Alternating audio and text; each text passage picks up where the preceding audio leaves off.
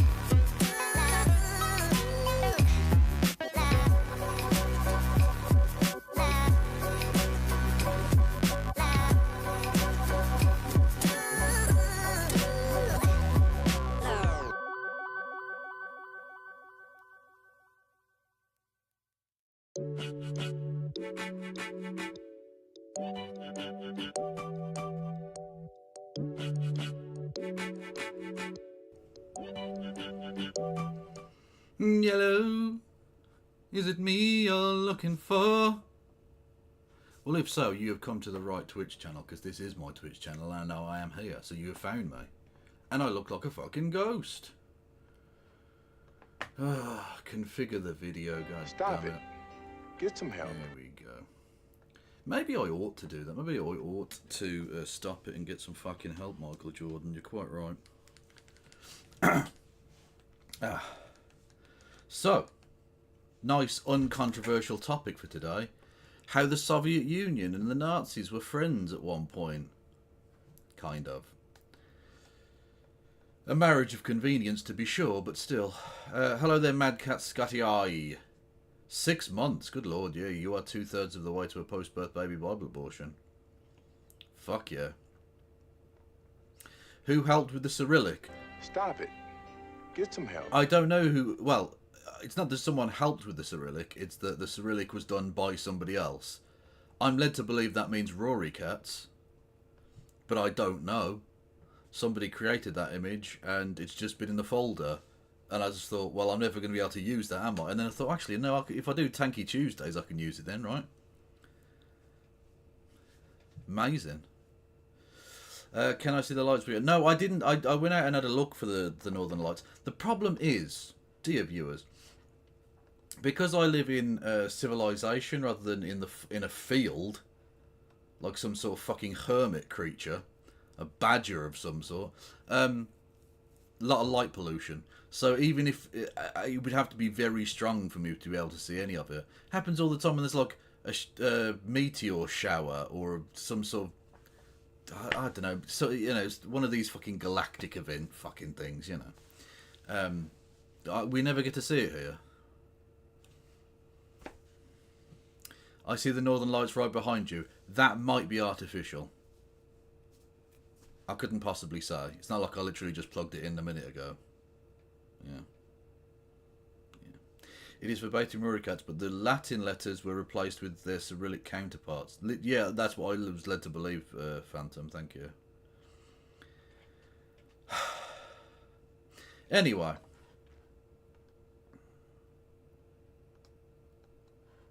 Yeah. I had planned on doing a very different show today. The show I was going to do today was going to focus on lots of different things. We were going to take a look at Eurovision. Not literally take a look at Eurovision. but because we're boycotting that because Israel is there. But it's because Israel's there that it's a newsworthy story. Some of the takes from people have been astonishingly bad. And the event itself is in not chaos, but a kind of certainly far more chaotic than it usually would be, with the Dutch contestant being thrown out of the event. He is not thankfully doomed, but his chances of winning the Eurovision are very much doomed. What new? We've had various of the point givers have stepped aside. We've had what else have we had there? There've been protests and booing of the fucking the Israeli contestant. We've had the Irish woman who say woman. I've just fucked up there. I apologise. The Irish non-binary person. I don't know how they like to be referred to, other than the pronouns of they them. Anyway, they have been they've made consistent complaints that the Israeli TV station and nobody else apparently has been consistently misgendering them on purpose. Because why not? I guess if you're going to be bigoted scum, why not do it all the way through? I guess is their response to the thing. We're not just racist. We're also transphobic and generally bigoted. You know, is I think literally Israeli state policy at this point. Thank you, Plexicon, for resubscribing with Prime. Much love. We're on a hype train. If you want to make the hype train go choo-choo, you know what to do. And if we get to level 2 of the hype train, I will give you a double fingering. I will use this finger to finger von Ribbentrop, and this one for Molotov. Let's go.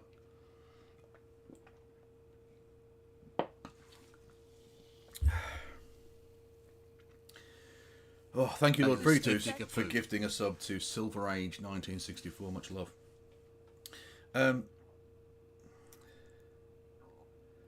I have heard all about the Netherlands being disqualified. Yeah, apparently the Dutch contestant had some sort of interaction with someone who was filming them, and they told them to stop filming them. And it seems like it might have been an overreaction. I don't know. It's a bit fucking weird. Indeed, Moronarchy, Adana International was trans, yeah. Way back in then. Was that 1998? Fuck me. Thank you, Main Captain, with 100 bits. And we're on level 2, so I've got to go and... I've got to finger 2 dead bastards. Anyway, so I was going to talk about that. I was going to talk a little bit about maybe the drama surrounding Des Tiny going after Cutie Cinderella and Ludwig Angeren, is that his surname? I don't know. Which ended in this absolutely delightful exchange. And I apologise in advance, I'm about to show you a murder that took place. Where Destiny put out this video of Cutie Cinderella crying, which was on stream because someone had made deep fake pornography about her, and she was very upset. And Ludwig said, "Yeah, this is a picture of my girlfriend who I love. How is your wife?" Oh, oh, oh, oh! Brutal. But also very funny and true. The double divorced deadbeat dad Destiny. Anyhow, I was going to talk a little bit about that. Won't bother now, I don't think. I was going to watch maybe the Ben Shapiro saying that Biden has allied himself with Satan. That would have been fun. Okay? Because anything Ben Shapiro says is wrong. Chalk it up as an L in every single way. Yes. I was going to talk about lots of things. But we're actually not going to talk about any of those things because a video dropped today. And not only is it in the Kev wheelhouse of Second World War history nerdification, that is basically my thing. That's my lane, okay? But it's also disgustingly wrong. Yeah! And being that I'm an anal motherfucker in more ways than one, I couldn't let it drop. So we're just going to do that. We're going to do an emergency Tankie Tuesday on a Wednesday. Not a Wednesday, it's a Saturday. You're Max Hastings. No, I'm not Max Hastings, because Max Hastings is full of shit. He thinks he knows a lot about stuff, but he's actually just an imperialist piece of garbage. Yeah. He argued that the First World War was worth fighting. Because he's a cunt. Anyway.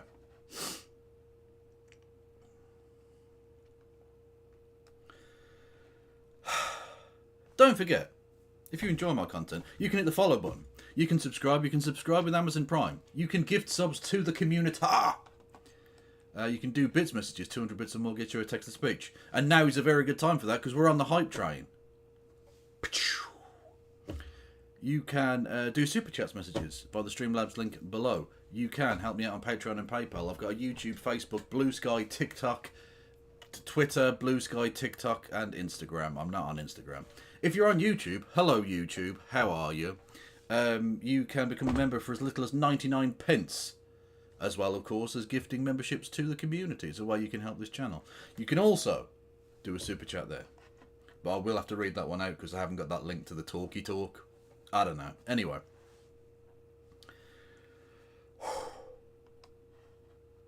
Tankies. What are they? Who am them? They're Marxist, Leninist, Maoist cunts. They're basically people who pretend to be socialists, but aren't. And not in like a Bernie Sanders way, because he's basically okay. But like in they're fascists. They're kind of like fasci. They like the authoritarianism, but with a red banner instead of like a swastika-y one. Although the swastika banner was kind of red as well. For deliberate reasons to attract people like tankies, bizarrely. Anyway. Hakim! Who, on a personal level, I've listened to the podcast he does with a couple of other bods, and I don't particularly hate him. He seems like if we could avoid certain historical events, that would be, you know, it would be a way we could still get along. We could still get along. But unfortunately, when he then gets onto his channel, he becomes a twat. Please be nice. Oh no, you're a Hakim patron. Oh no. Madcat, I do hope this doesn't drive a wedge between us. However, I suspect it might. I hope not though. But I'm gonna give my take on it regardless, okay? And if you choose to stick with Hakim, go for it. I wish you well. Anyway, he put out a video called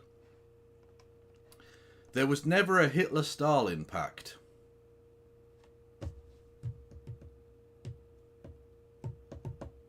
He's referring to the Molotov-Ribbentrop Pact, or that's how it's known. It was a mutual non-aggression pact signed between the Soviet Union and Nazi Germany in 1939. We'll get into the specifics as we go along. Suffice it to say, there was a Hitler-Stalin Pact. We'll get into it. This video pissed me the fuck off. So we're going to nerd out about this and then watch a documentary about Stalingrad. That's the wrong one. I clicked it straight away, Kev. You fucked it up. Straight away. There we go.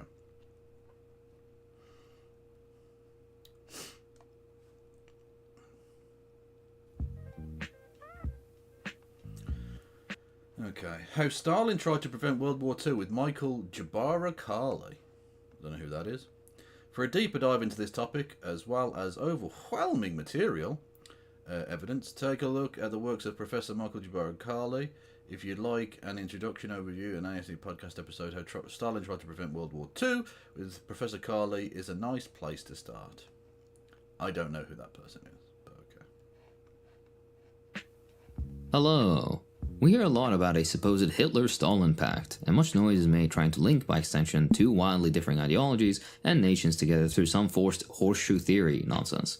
If you're unaware, the horseshoe theory claims that the far left and the far right, rather than being at opposite and opposing ends of a linear political continuum, are instead incredibly similar. This is the sort of brain-dead take you expect from so-called liberals who consider themselves enlightened when doing their both sides are bad shtick. Historically, the so-called liberal center has always immediately sided with the far right when it came down to it, while the far left was the only one to have any real form of successful and organic resistance. But that's not why I'm here today. Let's discuss the Molotov-Ribbentrop Pact. Why will it not pause? No. Jesus fucking Christ, hang on. Right. I am not going to be claiming that socialism and fascism are the same thing, because I'm not a fucking liberal, and I'm not an idiot.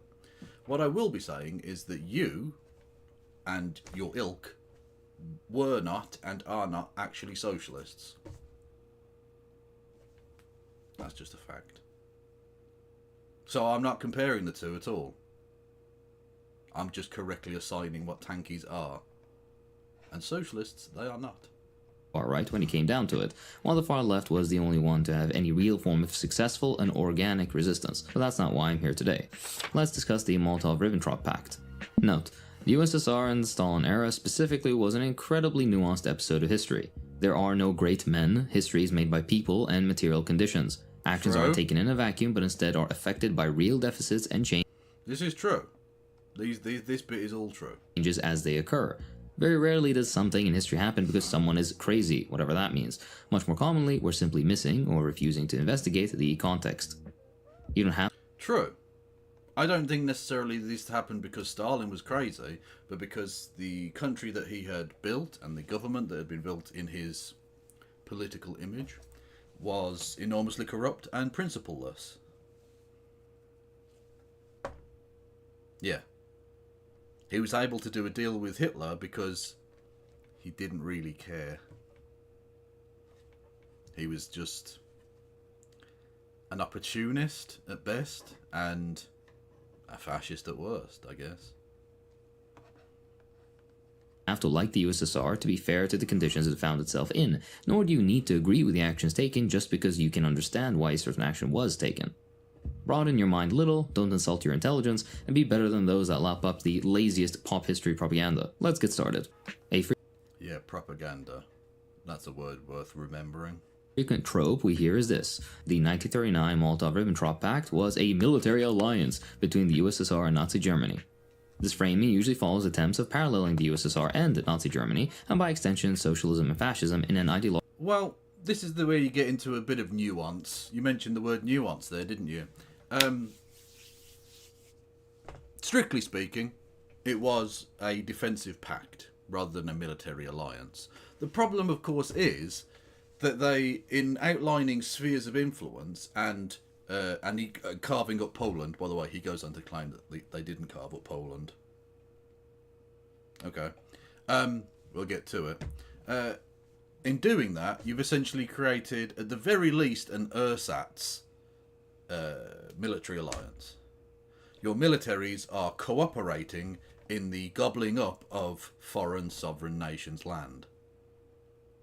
That's a military alliance. Just because you're wording it in the form of a defensive pact makes it no less than a military alliance. They clearly demarcated where their lines of influence would fall, so that they didn't end up attacking one another. That's a military alliance. You're mutually assisting one another in the taking of foreign land. It's an imperialist military alliance. Sorry, mate. Logical attempt at painting a certain strand of liberalism as apart and somehow more legitimate to the concepts of integrity, quote-unquote being on the right side of history, etc., than socialism. Note that this rarely is used against fascism and is intended solely to paint socialism in a bad light. I wonder why. Let's give some general... Yes, everyone I don't like is a Nazi. Anyone who disagrees with me is a Nazi. Cool. Background information. Soviet Russia and the subsequent USSR, having only fairly recently won a short but brutal civil war with Tsarist forces and invasions by many foreign powers, oriented foreign policy towards Germany in the mid-1920s. Two lesser-known treaties, the Treaty of Locarno and the Treaty of Special Relations with Berlin, helped shape that Soviet foreign policy. The Treaty of Locarno, between the main European belligerents of World War I, sought to establish a lasting peace, which Soviet Russia would generally benefit from, since the country was so utterly devastated by the Great War and the Civil War following the October Revolution. However, the USSR viewed the treaty with suspicion, since it appeared that Germany was joining an anti-Soviet bloc. The other treaty, that of special relations with Berlin, was meant to assuage these fears by being a 5-year treaty with Weimar Germany, in which they would be neutral in the event that either country was attacked by a third party. Unfortunately, the optimism for long-term peace wouldn't last long. In the late 1920s, the Nazis began their rise. By the way, this bit that he's adding here adds nothing. Like, it's technically true. The Locarno Treaty and the Treaty of Special Relations, yeah, that's all true. That happened. It's not actually particularly relevant to anything. He's sort of throwing that in there. Not even as a gish gallop, I don't think. I think he's just trying to make it seem like the Molotov-Ribbentrop Pact was just a continuation of a long-held thing with Germany or something. Like, he's trying to make it seem like it's not so crazy that Russia and Germany would have a treaty, so it's fine, actually, that we did a deal with Hitler. I think is what he's trying to do. I don't know. Rise to power, which infamously culminated in the appointment of Hitler as the Chancellor of Germany in 1933. The rise of the Nazis caused the USSR to refocus its foreign policy efforts to combat this threat. The policy, which came to be known as collective security, attempted to strengthen relationships with France and Britain in an attempt to isolate Germany. Meanwhile, the fear of Western leaders' imaginations and the interests they served led them to irrationally fear the spread of communism and were reluctant to enter into diplomatic relations with the USSR lest they catch the communist virus. Instead, the West decided that appeasing the Nazis would be a better strategy, and we all know how that turned out. Okay, but I do have to question the point that you're going to go on and make later. Your argument is that appeasement didn't work with Hitler. But yet the core of the argument he goes on to make is that essentially the Molotov-Ribbentrop Pact was Stalin's way of buying time in order to rearm the Soviet Union in order to defend itself. How can that defence not be made of the Western powers as well, though? Because weren't they basically doing the same thing? They too were not prepared at that time to be able to defend themselves, as you can see by the fall of France, very easily, right? And so they bought themselves time, as well as trying to diplomatically solve the problem by playing a game of chess that ultimately failed, yes, but so did it with the Soviet Union as well. The Molotov-Ribbentrop Pact lasted for 2 years? Before the Nazis went, fuck it, and went and killed 20 million Soviet citizens. Well, 26 million, I think it was in the end. Yeah. So, it's like, every argument you use in favour of the Soviet side, you want generosity to be given to Stalin and his actions, but you will never give it to any other nation involved in this story. Even though they've got a real point to it. They've got an actual... It works, you know? Yeah, and Chamberlain didn't join in splitting Belgium between themselves. Exactly, yeah. We'll get to it, but I think it's just the one-sided nature of his take, which is very annoying. What is it, Maria? What are you saying? Very interesting that Hakim has time to hear the nuances of Stalin, but when it comes to Israel, he doesn't care if civilians are killed or kidnapped, because they live under a bad flag, thus making them legitimate targets, I guess. Well, this is the problem.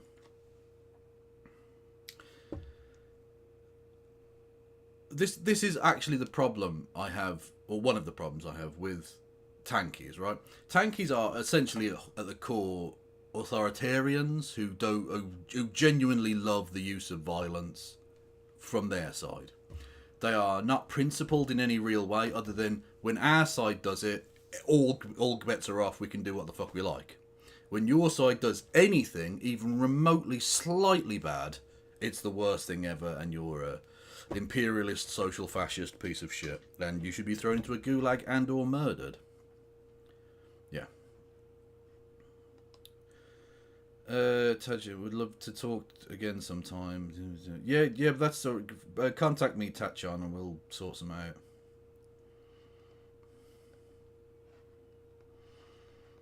As a result of this reluctance on the part of the West, the USSR was forced to fend for its security alone.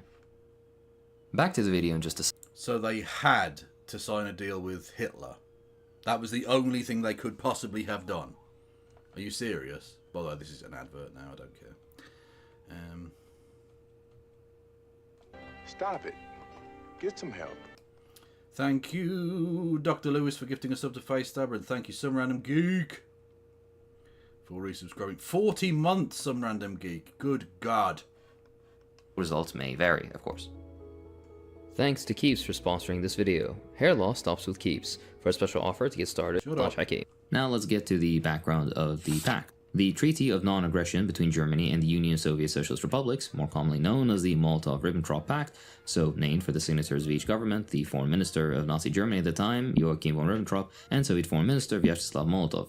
The agreement was simple, if one ignores the secret provisions. It's straightforwardly laid. Whoa! Whoa!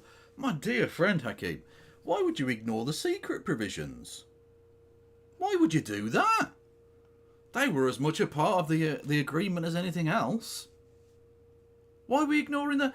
Could it be because it shows Stalin to be an imperialist piece of shit, and that actually the Nazis and the Soviet Union is in cooperating with one another on a military level to take over other people's land? That forms an actual a mutual what do you call it? A military alliance, rather than just it being a non-aggression pact. Yeah. Should we take a look at those little secret provisions? Because they are interesting. They are, ladies and gentlemen, fascinating. Victory is ours! Because from the stuff they made public, it was just, let's not attack each other, bro. Yeah. Dope. Who doesn't like a bit of peace? Yeah? The secret provisions, on the other hand, little more sus. Ministry of Foreign Affairs of the USSR, supplementary protocol on the border of the spheres of interest of Germany and the USSR, signed by Vyacheslav Molotov and Hakim von Ribbentrop. In signing the non-aggression pact between Germany and the Soviet Union of the Union of Soviet Socialist Republics, the undersigned plenipotentiaries of the two sides discussed in strict confidentiality. Interesting. The issue of delimiting the spheres of mutual interest in Eastern Europe. This discussion led to the following result. 1. Oh, hang on, that's not on the fucking screen. 1.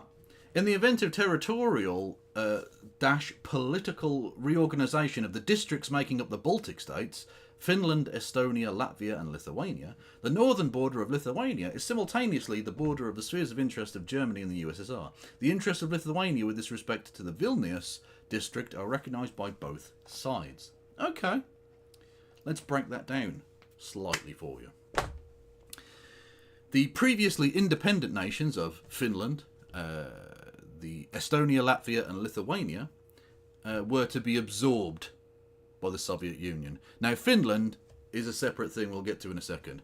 The Baltic countries, though, those three of Latvia, Lithuania and Estonia, were independent nations that, because of a deal that Stalin did with Hitler, became parts of the USSR and were occupied by the USSR as part of the USSR, but definitely fucking occupied in a very, very, very obvious example of imperialism from 1944, I guess, or 1945 if you want to be very technical, until 1991.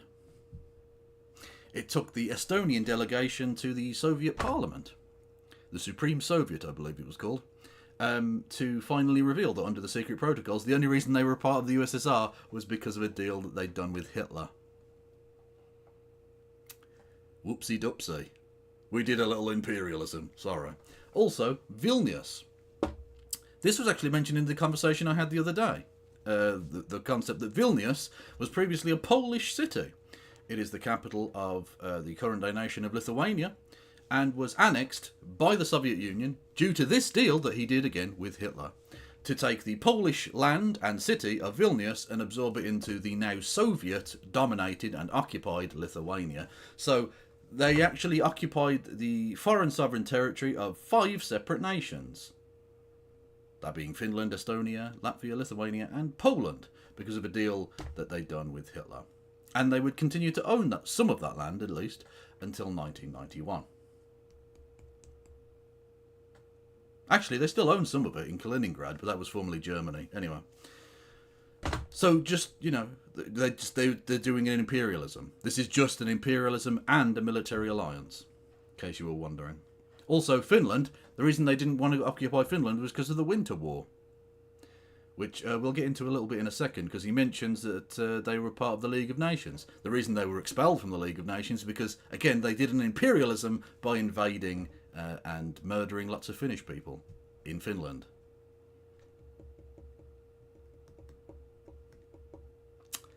Yeah. 2. In the event of territorial political reorganisation of the districts making up the Polish Republic, the border and sphere of interest of Germany and the USSR will run approximately along the Pisa, Narew, Vistula and San rivers. So in other words, they were carving up Poland. Yeah. Based upon actually a three-way split of Poland between what was then Eastern Poland, Western Poland, which was to become Nazi-occupied territory. There was then Eastern Poland, which was to become occupied by the USSR. And then there was then the bit in the middle, called the General Gouvernement, the General Government, which was a fucking hellscape. It was run basically by Nazis, but it was never formally absorbed into the Nazi German nation. And that's where most of the massive death camps were. That's where literally millions and millions and millions of people were slaughtered. This territorial agreement was signed off on by Stalin, Molotov, and all of the Soviet leadership. They facilitated this. They were a part, at least in the beginning, of the Holocaust. They just were.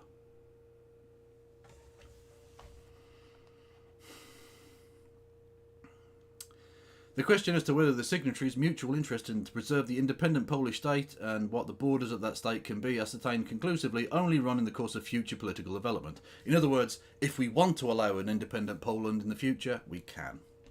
Neither of them did, though. In any event, both governments will resolve this matter through friendly mutual agreement. 3. Concerning Southeast Europe, the Soviet side emphasises the interest of the USSR in Bessarabia. The German side declares its complete political disinterest in those areas. Bessarabia is a part of what is now Moldova. It was absorbed into the Soviet Union. It had previously been a part of Romania. So add a sixth country that had had parts of its land absorbed by the Soviet Union because of this pact. And then 4. This protocol will be held in strict secrecy by both sides. That's interesting, isn't it? That's very interesting. Why would you want to keep this bit private? You were very open about the first bit. The first bit, they love the first bit. We're not going to do a war against each other for a little bit. We're not going to do a war. It'd be awesome. Why keep this bit private? If this isn't imperialism, because Soviet fucking Stalin dick riders will say, this wasn't imperialism. How dare you suggest Stalin was an imperialist? All this did was chop up the land of foreign countries so that you could militarily and economically dominate them. And they did so in privacy, and tried desperately to keep it private for the next few fucking decades. Interesting. Anyway, but no, let's ignore the secret protocols, shall we? Is out a 10 to 15 year period of mutual neutrality in which neither country would commit aggression against the other, support or provide aid to a third party committing aggression against the other, among stipulations regarding peaceful solutions to disagreements between the respective countries. However, there are 4 so-called secret provisions, and the famous partitioning of Poland isn't among them. That is part of the mythos surrounding the agreement. Is it not? Are you sure about that, friend? Because, again, we can go back to it. Literally, the city of Vilnius would be absorbed into Lithuania, which would be absorbed into the Soviet Union. That's, a sizable Polish city with Polish people living in it, who, by the way, they would try to ethnically cleanse. Not the first ethnic cleansing that they would do in that part of the world. The Soviet Union were very, very fond of ethnic cleansing. I wonder why they didn't want ethnic cleansing to be part of the definition of genocide when the UN was founded. Crazy, I know. Anyway, also that the spheres of interest would run along the Pisa, Narew, Vistula and Sans rivers, which are in Poland. So in other words, there would be a bit of Poland that the Soviet Union would control as part of its sphere of interest. So it is in the secret protocols, you lying cunt. Just a thought for you. And serves the purpose of demonizing the USSR, as well as deflecting blame from the Allied Western powers' appeasement of Hitler and the Nazis. The article that is misconstrued as Stalin working with Hitler to split Poland in half territorially for the same expansionist ends actually states something quite different and reveals the true Nazi intentions, which we'll discuss in the next section. Suffice to say, it takes quite the quirky reading of the article to come to a conclusion as outlandish as Stalin conspiring with Hitler to split Poland. It takes an Not really, again. They demarcate the fucking rivers. Again, rivers in Poland that split the Soviet and Nazi spheres of interest in Poland. So actually, yeah, they literally were splitting Poland between them.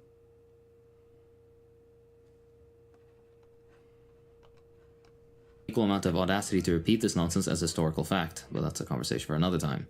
Alright, let's get into more detail.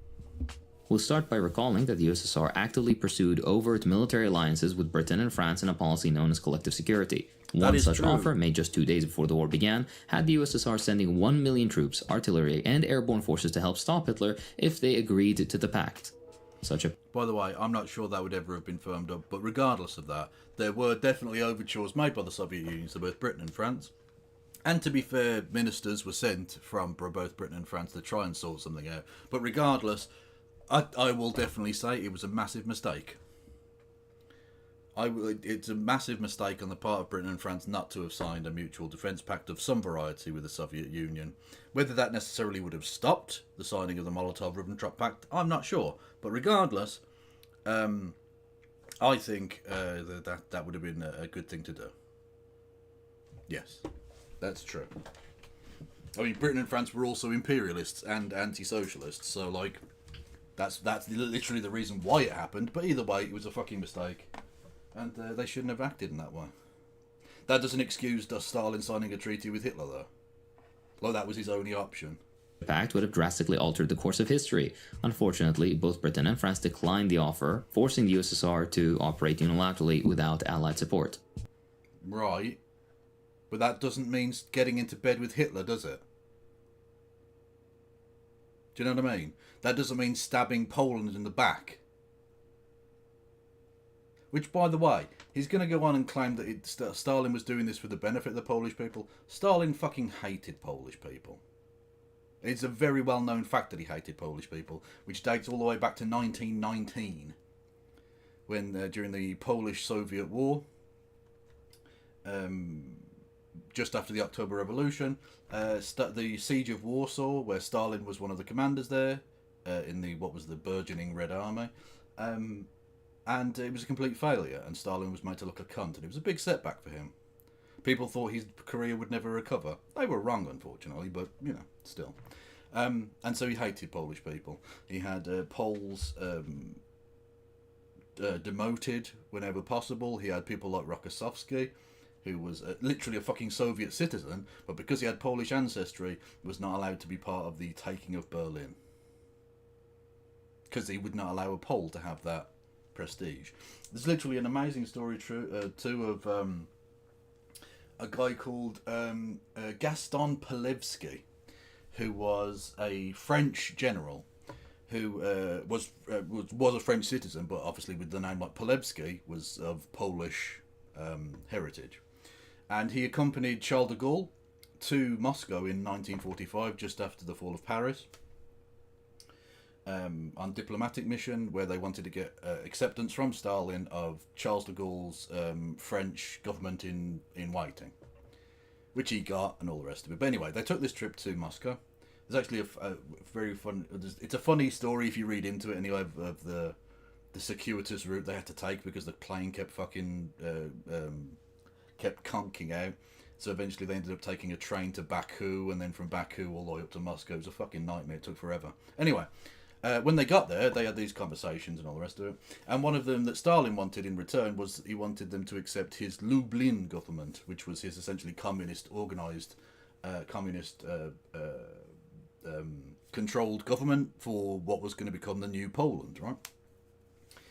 Which Charles de Gaulle didn't agree to. But anyway, Polewski was there as the military attaché with Charles de Gaulle, and he literally said to him, Stalin said to Polewski, "You can never stop being a Pole, can you, Monsieur Polewski?" And looked directly into his eyes in silence for a couple of seconds, and then carried on talking. He was literally an anti-Polish bigot. He fucking hated Polish people. He was literally suggesting that a Frenchman who was so loyal to France that he'd fought in the French army for so long he became a general, and then was the military attaché to the fucking incoming... well, he would be prime minister, because, anyway, regardless, the new coming head of government for the new France, that you can never truly be French because you never stop being Polish, like being Polish was some sort of inheritable disease. Yeah. With the collective security policy not bearing fruit, the USSR decided the next best course of action was some kind of treaty with Germany that would delay the war machine the Soviets knew were coming for them. Soviets understood that the West's appeasement policy that had resulted in the annexation of Austria and Czechoslovakia was a failure and prelude to an expansionist war by Germany, and that Poland was in Germany's crosshairs next. The Soviets sought to buy as much time to prepare and therefore was left with the unenviable position of having to sign a non-aggression treaty with Germany in order to provide for the security of the USSR and her citizens. All this is also forgetting that the USSR was the last country to sign a non-aggression pact, after Poland and France and Belgium, the Baltic countries amongst others. Okay, but how many of those countries carved up foreign territory based on this? When the Anglo-German naval agreement was set in place, did that carve up, let's say, Australia between the two nations? No, it didn't.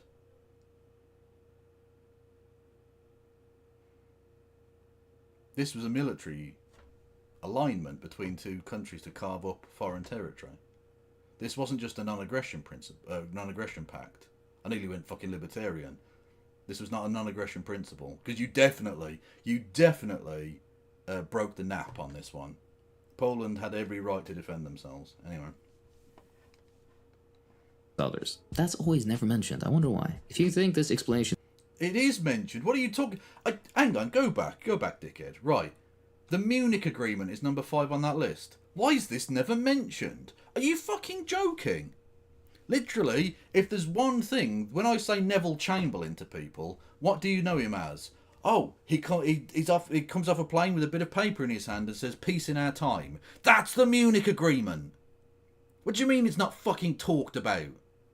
Why are these things never mentioned? They're mentioned all the fucking time. Oh, fucking crikey. By the way, the room in which the Munich Agreement was signed still exists. It's now an administrative building for an arts college in Munich. Yeah. So that room still exists. The decor's changed a little bit. They've taken down the Nazi shit, but the room's still there.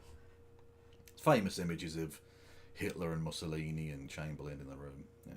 And Belgium, the Baltic countries, amongst others. That's always never mentioned. I wonder why. If you think this explanation sounds conspiratorial or is commie propaganda, then consider that this explanation was common as early as 1943, when in Time magazine, former US ambassador to the USSR Joseph Davies was interviewed about various topics.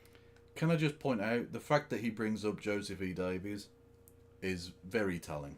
Joseph E. Davies was, as he says, formerly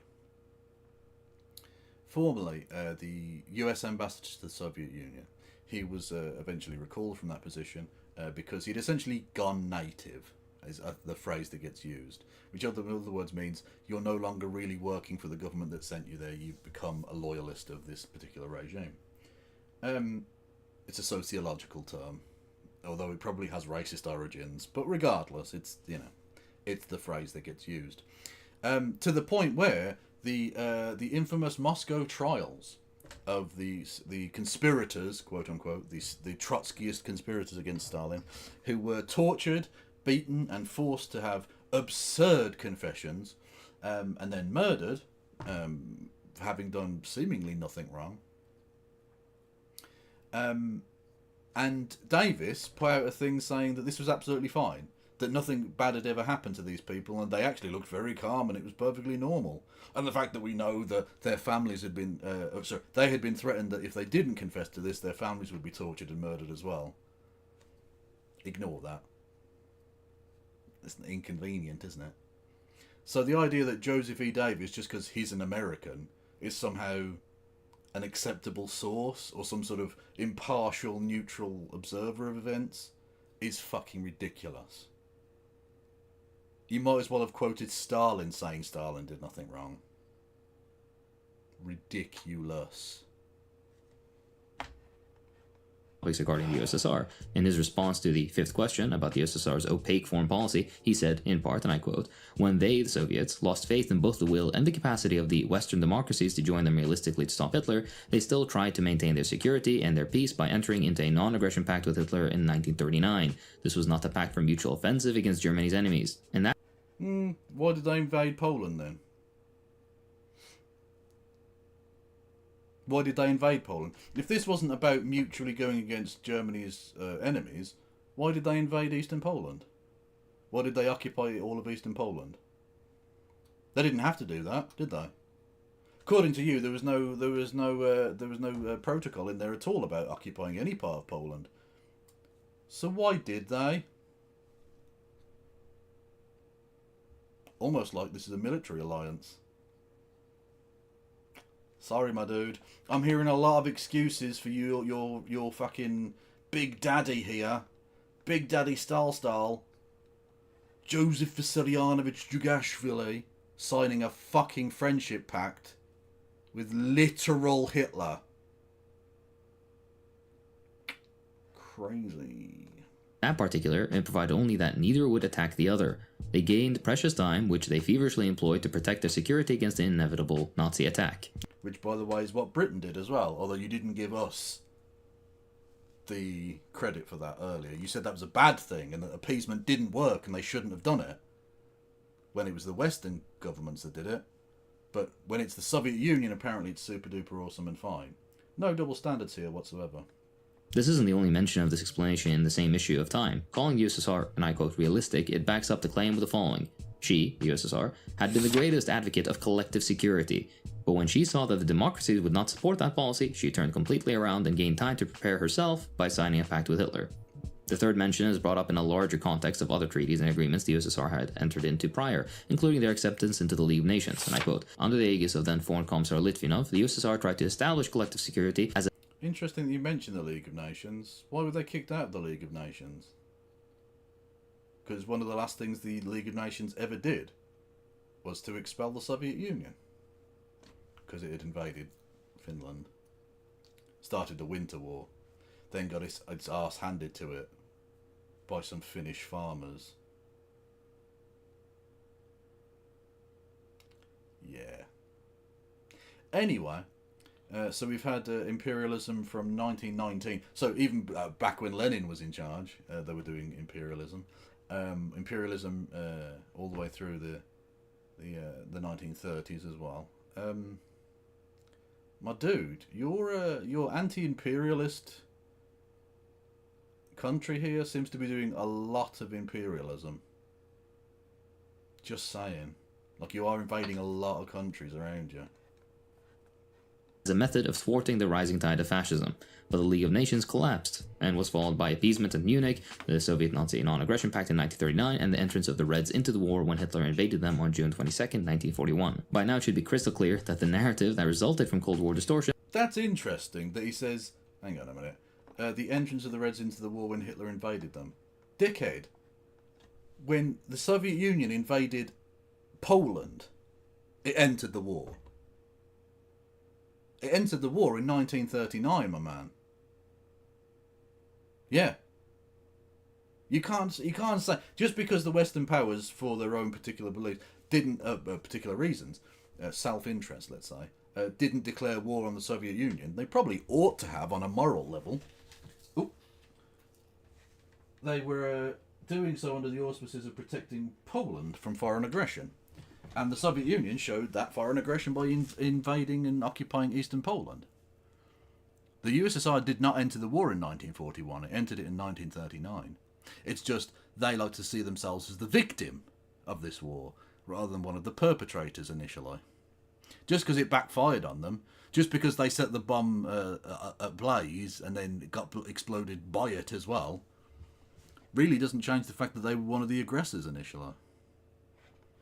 On June 22nd, 1941. By now it should be crystal clear that the narrative that resulted from Cold War distortion is in blatant contravention of the facts. The fact the USSR signed with Germany wasn't a military alliance, it was a means of buying time to prepare for the easily anticipated invasion. Related. If it was that easily anticipated, why didn't Stalin anticipate it? Why didn't he say, oh, I don't know, allow Soviet forces to fight back? Because for the first couple of days, Soviet forces were told not to do anything that might provoke a response. So in other words, even the fucking planes were just on the runway and were shot up. Basically, the Red Army Air Force, as it then was, it wasn't a separate force at the time, the Red Army Air Force was basically obliterated because of the sluggishness of the response of the Soviet High Command. If it was that easy to anticipate, why didn't he anticipate it? Almost like he was getting high on his own supply of propaganda. Believed his own bullshit. Didn't believe that there were events that were beyond his control. Such is the case with all authoritarians, it would appear.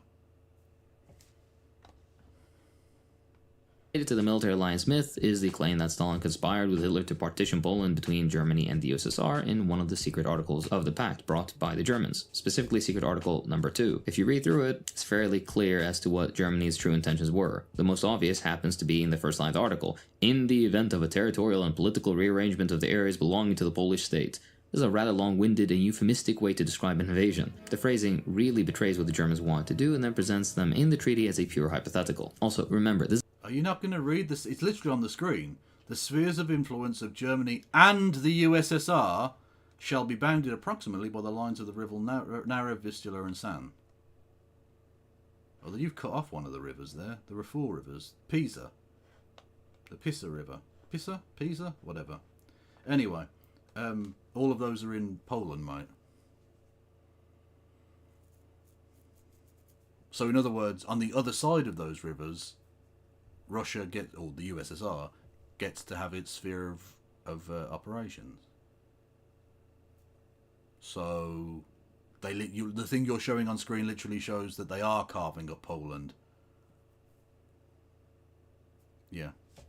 Kev, have we fingered Stalin? I fingered Stalin so many times. The security guards at the fucking Kremlin know me by first name. They don't even try and stop me anymore. They just let me in. Oh, you're here to finger Joseph? Yeah, go on. And they speak English as well. It's very convenient. This is a secret provision of the treaty, which only serves to further make clear that Germany was starting in Poland in what had till then been a series of easy, albeit diplomatically draining. Are you going to ignore the and the USSR in that? The influence of Germany and the USSR. So in other words, the USSR would have influence on the other side of these fucking rivers. Annexations via the appeasement by Western powers. After all, while the Germans made it obvious that they were bent on expansion, they still wanted to have the veneer of plausible deniability. They soon use another euphemism for invasion as well, since the existence of an independent Polish state is implied to be in the hands of the signees' respective governments rather than, the Polish people themselves. Poland was unfortunately really affected by anti-Semitic conspiracies in the form of Judeo-Bolshevism, the extremely stupid idea that Jewish people were overrepresented in and thereby controlled the Soviet government. This anti-communist sentiment was a powerful guiding force in the Polish foreign policy. Obviously shunning the possibility of an alliance with the USSR, Poland sought to force strategic military alliances with Britain and France to guard against a Nazi invasion and signed a mutual defense pact only months before the invasion. Wow, why would Poland have been scared of the Russians invading them when they'd literally done that well within living memory? Within 20 years of this taking place, they'd been invaded by the Soviet Union. They literally besieged the capital of Warsaw. I talked about it earlier. I wonder why Poland didn't trust the USSR, specifically Stalin. Crazy. would actually occur. In this context, Stalin had to make a difficult decision about how to best allow the USSR to survive the oncoming assault, which would be called Operation Barbarossa, which began in 1941. Additionally, the notion that Stalin was secretly planning a joint offensive with Hitler in order to partition Poland hasn't really been substantiated. If you look at the order of events, the reaction of the Soviet leadership, and the actions of the Red Army, which we're going to talk about in a second, you clearly see that this was not the typical actions of a conquering army.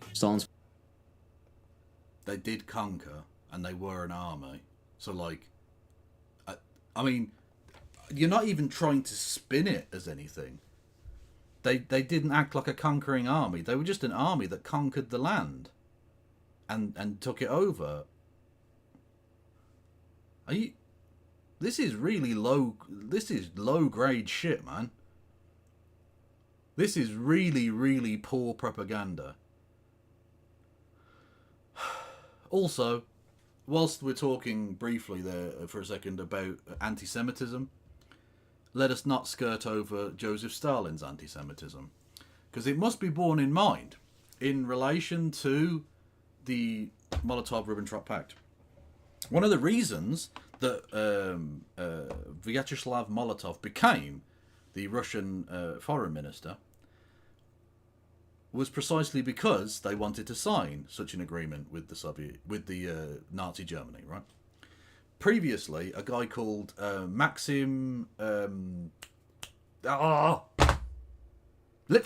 Maxim Litvinov. Sorry, I'm trying to do this a little bit by memory. Maxim Litvinov, whose real surname by birth was Finkelstein, which gives you an indication that they were of Jewish heritage. Anyway, Maxim Litvinov, as Foreign Secretary, had been derided in the German press as Finkelstein Litvinov, because the Nazis were, anti-Semitic scum, calciprees. And so in order to curry favour with the Nazis, Joseph Stalin got rid of Litvinov from that position. Now, to be fair, he didn't fucking purge him, like kill him or anything. He was still around. He was still a member of the Supreme Soviet and all the rest of it. But he got rid of him and replaced him with a non-Jewish person, and literally said, purge the synagogue. No, sorry, cleanse was the word he used. Cleanse the synagogue. In other words, he had felt that Jewish people that had worked in the foreign ministry had worked to try and not allow a Nazi-Soviet pact to come to be. So they wanted to remove all Jewish people from the foreign ministry so that they could facilitate a deal with Nazi Germany. They did some Nazi shit. Stalin did some Nazi shit in order to allow him to do more Nazi shit with the Nazis.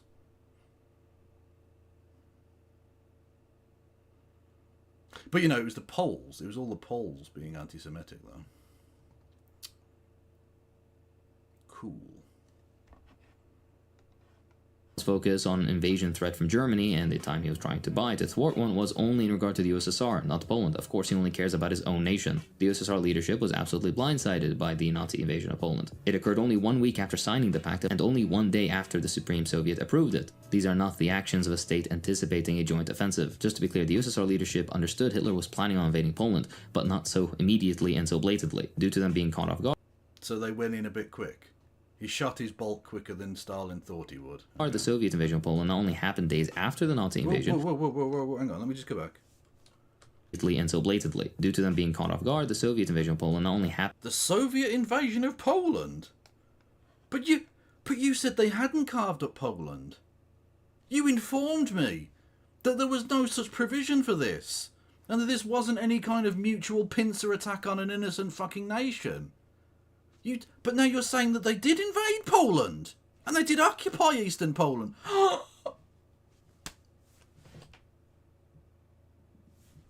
Have you been lying to us? Have you been telling fucking lies, Hakim? Are you full of shit?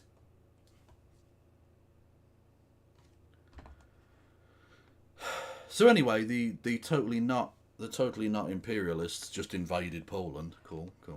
Happened days after the Nazi invasion, but was hastily and poorly organized. The Red Army was still that's okay then. As long as your imperialism is hasty and poorly organised, it's fine. Who doesn't like a bit of hasty and poorly organised imperialism as a treat?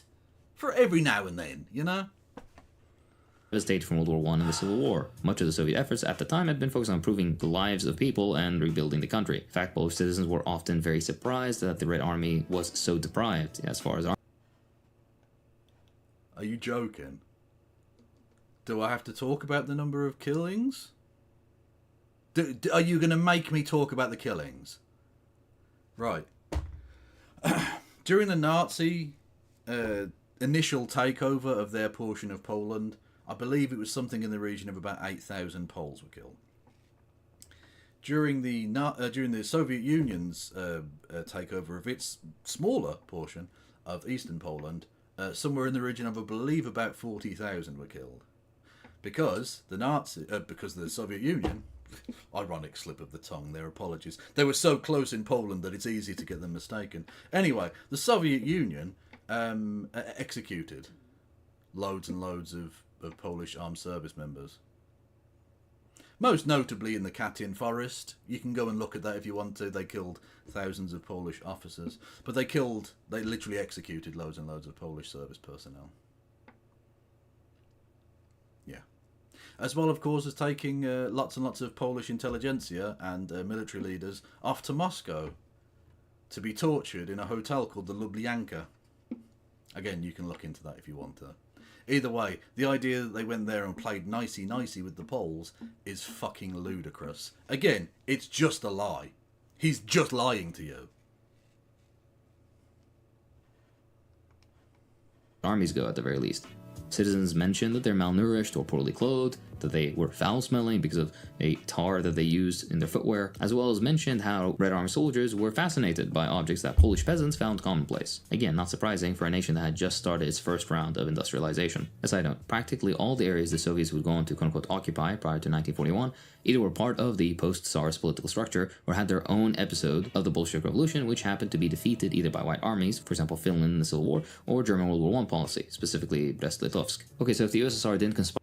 Hang on. So are you arguing on that basis that because they'd had a Soviet-style revolution at some point in the past, that it was actually fine for the Soviet Union to occupy those places, including Eastern Germany? You're literally just pro-imperialism, my dude. You're literally just pro-imperialism. Stop pretending that you're not. Just say, if they've got a red flag, they can just take over places and I'll just come up with a reason that it's actually fine. Because that is what you believe. That's clearly what you believe. You've just fucking defended them taking over Finland, taking over fucking Poland, taking over East Germany. Now, by the way, I'm not going to say that they shouldn't have done so initially. Okay? Defeating the Nazis was one of the good things the Soviet Union ever did. Awesome. So, taking over Poland the second time, and then taking over Eastern Germany the first time, good. You then have to leave. Once you've set up civic governance and cleansed the Nazis from the place, you then have to leave. Do you know when well, technically it wasn't even Soviet. Do you know when Russian forces left Eastern Germany? 1994. The occupation by Russian/Soviet forces of Eastern Germany lasted longer than the fucking Soviet Union did. The Soviet Union ceased on Boxing Day of 1991. Their forces left in 1994. That's imperialism, my dude. I don't know what else you want me to say. I don't know what else you can possibly defend it as.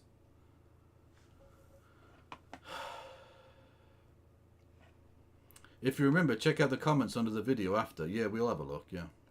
Inspired the Nazis to partition Poland amongst themselves, and why did the USSR invade Poland? There's plenty of sources that already focus and almost exclusively mention the many unjustifiable mistakes committed by the Red Army, as with any army, of course. But this overemphasis really only serves as a... Mistakes? Just mistakes. Okay. They're just mistakes.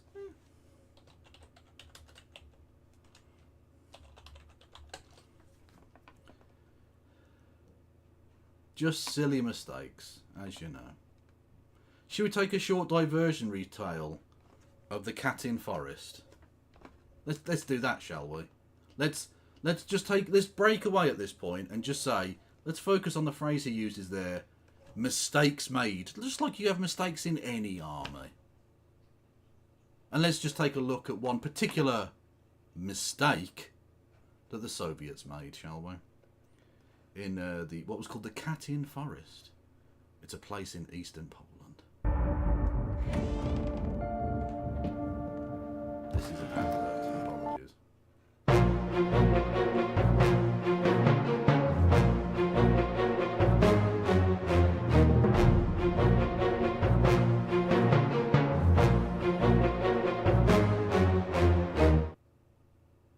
One really important aspect of the start of World War II is often overlooked in the retelling.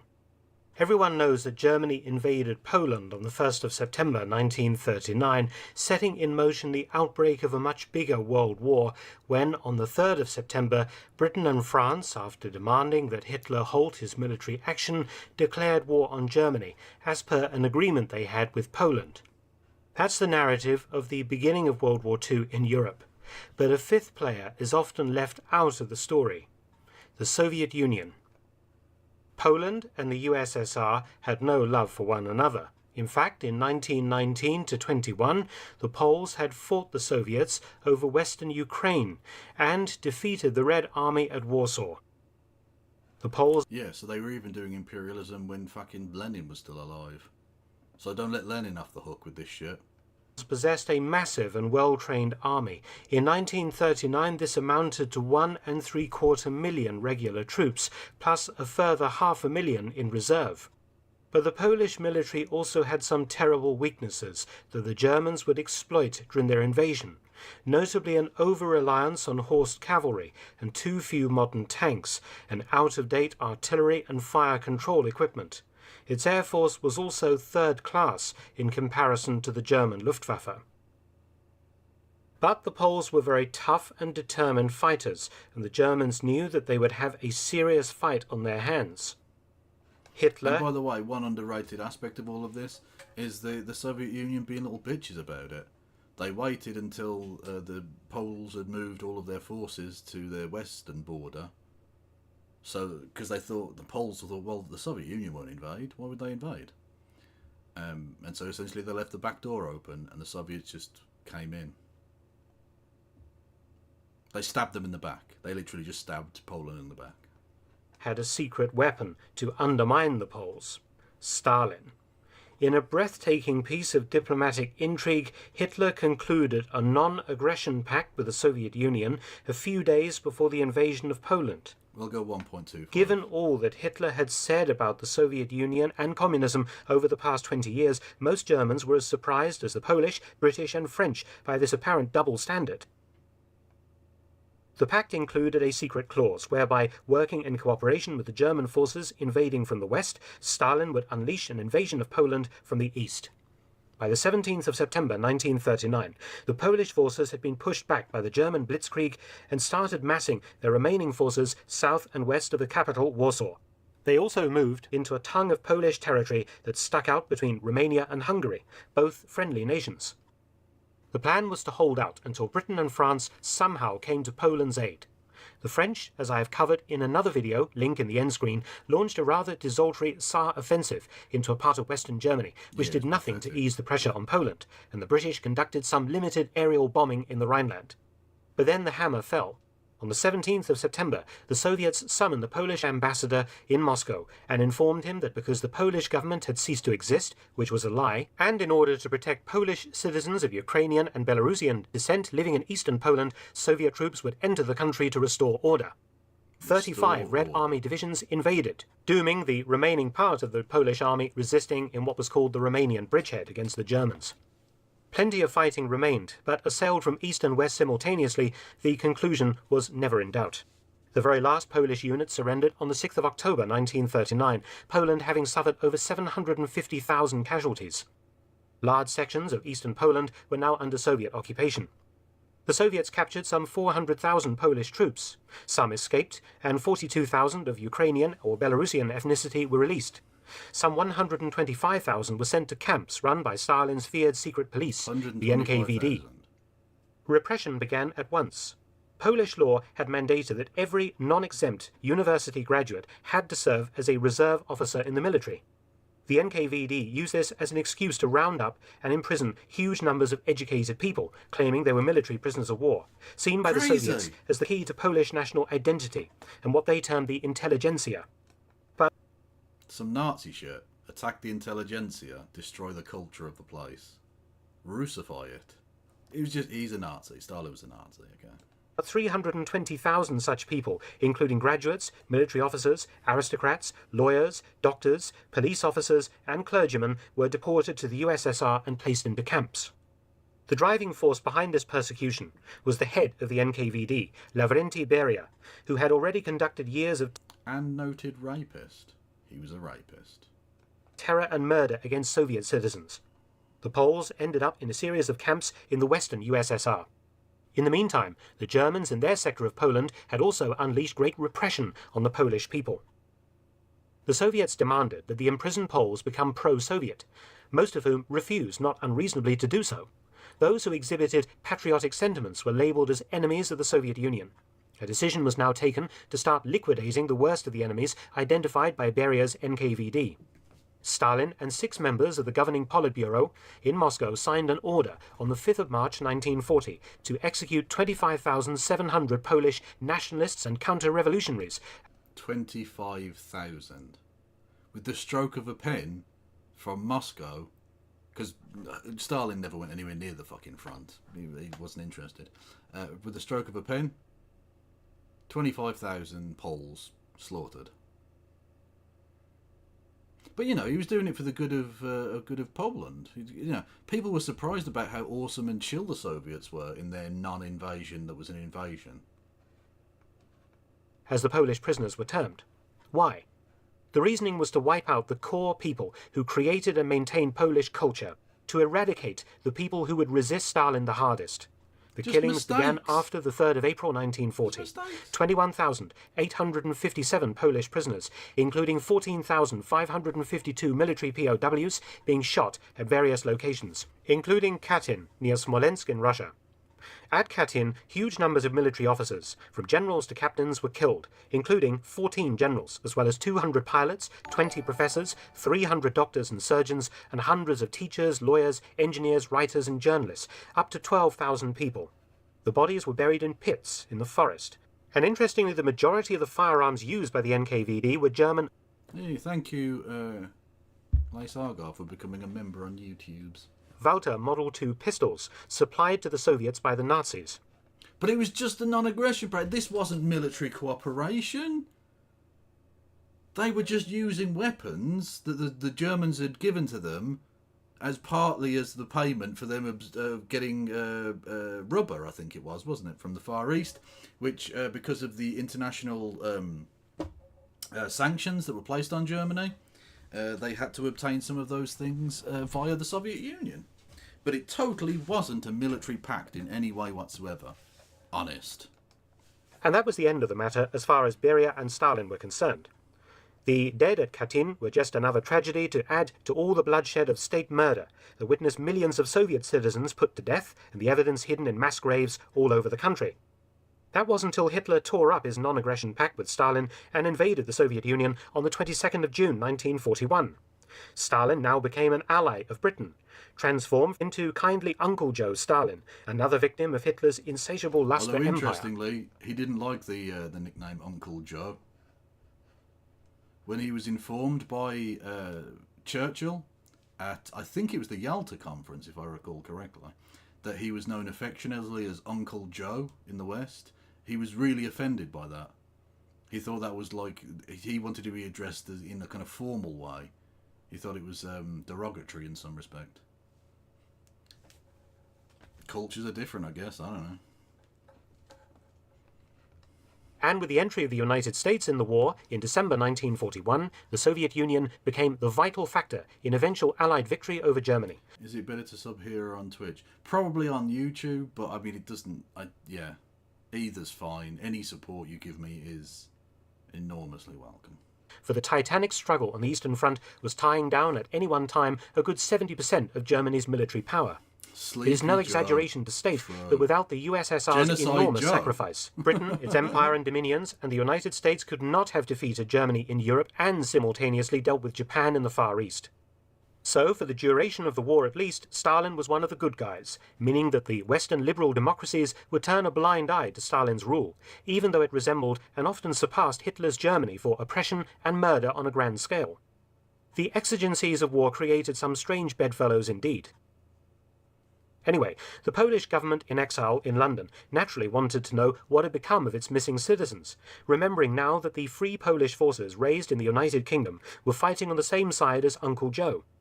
Interestingly, the Soviets had even signed an agreement with the Polish government in exile to create a Polish army from POWs the Soviets had taken in 1939 and held now in camps in order to help the Red Army on the Eastern Front. Yeah. Stalin had a face... We've talked previously about Wojtek, the anti-fascist bear. He was a part of one of those released units. Because what had happened was when the Germans invaded the southwestern USSR, these camps had to be essentially released, and so a lot of the Polish forces were essentially allowed to escape via what was Persia through to the Levant and then across to Italy. And it was during that process that they picked up Wojtek, and he became a member of the Polish army, and eventually fought at the Battle of Monte Cassino, as previously discussed. Absolute fucking Chad of a bear. But yeah, that was part of that process. Face-to-face meeting with General Sikorski, Poland's prime minister in exile, and basically explained the missing Soviet citizens as having become lost in the bureaucracy of his huge country. A sort of accounting error, but assuring Sikorski that all was well. By now, the area of Smolensk was under German occupation. The Polish Home Army, the enormous resistance organization within occupied Poland, received reports from Again, by the way, that's the Armii Krajowa. The Home Army in Poland, which, because they didn't want to be occupied by the Soviet Union, were officially declared to be fascists and collaborators by Stalin, so that he could murder lots of them at the end of the war. Stalin was scum. Polish railway workers who were performing forced labour for the Nazis of secret mass graves in the Katyn forest. The Germans also got wind of this story. In March or April 1943, not long after the surrender of the Sixth Army at Stalingrad, Germany's greatest Eastern Front calamity, the Germans decided to investigate. What the Germans uncovered was astounding. Almost 12,000 decomposing corpses dressed in winter uniforms with their identity documents and personal effects still present. German Propaganda Ministry Director Dr. Josef Goebbels realized the potential of the story at once. Soviet barbarism for all the world to see. He knew that such a heinous crime would shock public opinion in Britain and America, and perhaps cause a rift in the alliance with the Soviet Union, to Germany's obvious advantage. You have to remember that Katyn was investigated so thoroughly by the Germans not out of any sympathy for the Poles. The Germans had already killed hundreds of thousands of Polish citizens by this time, carrying out massive shootings, herding hundreds of thousands of Jews into ghettos, and then shipping them east to special camps. German outrage was simply a manufactured move to sow dissension in the Allied camp. The Germans created the Katyn Commission in collaboration with the International Red Cross. The Germans wanted to make the investigation completely transparent so that they couldn't be blamed for perpetrating a cover-up of a crime that many suspected they had in fact committed. Forensic surgeons from Germany, Belgium, Bulgaria, Croatia, Denmark, Finland, France... Oh, we already answered that way. It's probably best on YouTube, but it doesn't matter either way to me. Either's good. Hungary, Italy, the Netherlands, Romania, Switzerland and Slovakia formed the Katyn Committee, the Germans even bringing in allied POW doctors and surgeons as witnesses to the exhumations, including British, American and Polish officers. One of those Polish officers that took part in that was later captured and executed by Stalin for daring to have exposed this. The German press naturally had a field day. The Soviet reaction was a blanket denial. It was German propaganda. They had killed these Poles after the invasion of the USSR in 1941. General Sikorski was not dissuaded from trying to uncover the truth. Sikorski's probing caused Stalin to break off diplomatic ties with the Polish government in exile in London. Further damage to Allied relations were averted by Sikorski's extremely convenient death in a plane crash at Gibraltar on the 4th of July 1943. When the Soviets recaptured Smolensk and the Katyn forest area in October 1943, the NKVD began a massive cover-up operation. Physical evidence was destroyed, witnesses intimidated, and a Soviet commission decided that the Poles had been shot by the Germans in the late summer of 1941, while the Poles were being used for forced labour. American and British journalists generally reported that they believed the Soviet story, but some had misgivings. From the evidence of meetings between Polish leaders and Churchill, it was clear that the British Prime Minister believed the Soviets were responsible for Katyn. But the maintenance of the alliance with the USSR in the prosecution of the war against Hitler trumped the dead Poles in the forest. British intelligence agents who tried to warn the British government about what actually happened were sidelined or removed. US POW doctors who had been present at the exhumation of the corpses at Katyn reported to the State Department that the Soviets had been responsible. They cited the following evidence. The corpses were all dressed in winter clothing, but the Soviets insisted the men had been shot in the high summer of 1941 by the Germans. No records, identification papers or letters were found on the corpses dated later than spring 1940. The good condition of their clothes and boots indicated that they had not been prisoners for very long. These reports were suppressed and made top secret. Again, America needed the Soviets in the fight against Hitler. The Katyn Forest Massacre was placed on the indictment against German war crime suspects at the Nuremberg trials. The Soviets pushed hard for this, but US and British judges dismissed the charges through lack of evidence. From the 1950s to the 1980s, various attempts were made in Poland to establish the truth, but the communist regime there always quashed such attempts for obvious reasons. It was only in 1989 the Soviet academics finally admitted that Stalin had indeed ordered the Katyn massacre. In 1990, Soviet Premier Mikhail Gorbachev named the NKVD as a responsible organization for the massacres. In 1990, President Boris Yeltsin ordered the transfer of many documents pertinent to Katyn from Russia to Poland. A huge Russian investigation eventually clarified exactly what had happened, but many volumes of documents still remain classified. No one has ever stood trial for Katyn, and by now everyone involved must be dead. Lol. And it was only in 2010 that the Russian parliament officially admitted that Stalin and Beria were responsible for the massacres. It was the same year that the Polish president and 95 Polish politicians, high-ranking army officers and their staff were killed in a plane crash on their way to a ceremony in Russia marking the 70th anniversary of the Katyn massacre, fueling conspiracy theories that echo those that still surround the death of Prime Minister Sikorsky in a plane crash in 1943. Thanks for watching. Please subscribe. Everyone go and follow Mark Felton Productions immediately. Anyway, so that kind of little oopsie doopsie. Oh, we just killed 12,000 of your citizens. You know, like, it's fine. Who doesn't accidentally trip over and kill 12,000 people and then bury their corpses and then deny it for decades? Crazy. A way for liberals to equate the communists and Nazis, which is an ideological pool with the depth of a puddle. Let's take a look into the nuance. The USSR leadership's original justification given for the invasion of Poland was to regain lands lost in the Treaty of Riga, which concluded the 1919 and 1921 Polish-Bolshevik War. Ukraine and Belarus, then a part of the USSR, were invaded. You'd signed a deal with a foreign power over a territorial dispute, and you decided to get around that by just invading and taking that land. You're doing imperialism, my dude. Don't know how else to describe that. Invaded by Poland in their attempt to re-establish the borders of the Polish Empire of 1772. In the treaty, the Polish border was established by Britain and the US at 200 miles east of the Curzon line. However, due to the march of time and the migrations of people that occurred during previous eras, the lands acquired by Poland were no longer ethnically Polish, but were mainly Ukrainian and Belarusian. Therefore, Poland was seen as an occupier or colonial power even in these regions. Really? What was the Soviet Union in the Baltic nations then? By minority groups. The motivations to invade Poland expressed by the Red Army, however, were quite different. They claimed they were compelled to counter the invasion by Germany and liberate the Polish proletariat and oppressed minorities. Now, yeah, those were lies though, weren't they? Those were fucking lies. Of course, this may sound kind of two-faced, but they did genuinely believe this stuff, and the No, they didn't! Stop fucking lying! work of Katyn goes as far as to prove as much. The Red Army used slogans of class emancipation with national liberation, which caused confusion amongst the various minorities who had their own interests and scores to settle with Poland. While the Soviets intended to rescue Belarusians and Ukrainians from mostly Polish class domination, each group found support for their own particular ethnic claims and or projects, of course.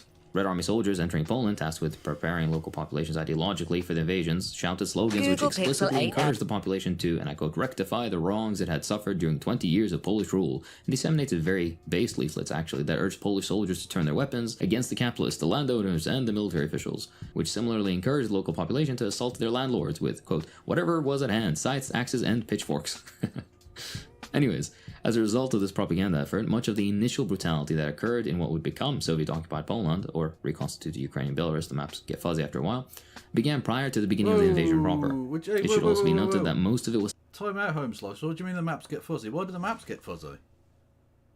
Is it because they took lots of territory from Poland and gave it to Belarus and Ukraine, to basically itself, because both of those places were part of the USSR, and shunted Poland across to the west? Do you mean they stole land from a foreign power and gave it to themselves? I.e., they did an imperialist land grab? Anyone? Okay. Selective, targeting only those of the then perceived as oppressor classes, such as landlords. This is important to mention given that so much attention is given to later mistakes, and this period gets unfairly lumped in by liberals, since they see mega landlords getting a comeuppance and their land expropriated as a bad thing. I don't, clearly. Anyways, the Red Army wasn't only handing leaflets out, they were also given substantial spending money. This was further... And murdering people, murdering tens of thousands of people and burying their corpses in the forest. You know, mistakes. Mistakes. That's all. Just some mistakes. Facilitated by the ruble being declared legal tender in the occupied area on parity with the Polish currency. Exact figures are hard to pin down, but locals were shocked by the sheer amount of goods the Red Army soldiers were buying, and maybe even more surprising, doing so without haggling prices. As the Red Army advanced through Poland, a significant power vacuum pushed swiftly ahead of it. This created an immediate demand for auxiliary measures to maintain some kind of order. This led to the formation. Maintain some kind of order, so we killed thousands. Something called the Citizens Guard, a voluntary assembly of mostly quote-unquote patriotic, rightist citizens in various municipalities, mostly local people, minor officials, that kind of stuff. And their primary function was to aid the dwindling local governments, who had by then mostly disbanded, in order to ensure the safety of the remaining population, just to maintain order, basically. Unsurprisingly, the Citizens Guard was legitimized by its connection with the prior right-wing regime, which influenced its ethnic and class structure, unsurprisingly. Despite the widespread anti-communist sentiment of Poland, many towns and villages turned out in large numbers to greet and welcome the Red Army. Not all were spontaneous. Not all was spontaneous. Dude, come on. Come the fuck. You know you live in the land of the internet now. This isn't 1940. This isn't 1950 where you can just lie to people. Right. The Soviets sent essentially agitators in. And this isn't a conspiracy theory. This isn't like some Alex Jones they're turning the frogs gay shit. This is known. The Soviets sent in pro-Soviet people, and there were local communists as well and stuff, to purposely go in there and start, like, you know, celebrations and stuff, to make it seem like, oh, we're welcoming the liberators. These were fake as fuck. These were so fake, for the most part. I mean, I'm sure there were one or two. There were areas that were pro-communist, whatever, but, like, this... Oh, you're such a fucking bullshitter. You're such a bullshitter. Nor did all have local organizational impetus. Prior to the invasion, the USSR sent people ahead of the Red Army to organize receptions for incoming troops. Yeah! Local residents, especially those belonging to the Polish and Belarusian ethnic minority groups, seemed to be prepared for the Soviet invasion, and although some were enthusiastic about their arrival, others needed to be persuaded or coerced even into organizing welcoming gestures. A crucial factor... Coerced! You're even admitting it. When you force people at gunpoint to cheer for something they don't support, and then try and pass that off as spontaneous eruptions of love for the great Stalin and his liberation army, you're a clown. Like, I have seen some historical, like, revisionist, lying, pseudo-intellectual bullshit in my time on YouTube, and this is right up there. Honest to God, this is right up there with the Zuma historian, or that fucking the Italian guy who likes to say that there were no black or gay Romans. It's even up there with fucking Despunkify. What was his name? The guy who said Alexander the Great wasn't gay. It's right up there, man. Fucking hell, this is tragic. Contributing to the positive atmosphere surrounding the Soviet troops' entry was their general perception that their presence prevented the arrival of Nazi forces, or in some places even expelling them by force. These were compelling reasons to greet the Red Army as some sort of liberator, unsurprisingly. You have to remember that along with the massive anti-Semitism within Poland, there was also at a time a fairly large radical left movement that was all but crushed and dispersed by the far right-wing government. Anyways, the celebrations, whether organic or not, were very amicable, predominantly comprising young individuals from ethnic minorities such as Belarusians, Jews, and some Ukrainians. They included the construction of triumphal arches, the raising of red banners, showering troops with flowers, hugging and kissing them, the usual stuff. Soviet invasion plans emphasized the importance of a proper and cordial reception because they saw it as a precursor for a plebiscite that would bring forth the political will of the local population. Oh yeah, the Soviet Union, well known for organising fair and free elections.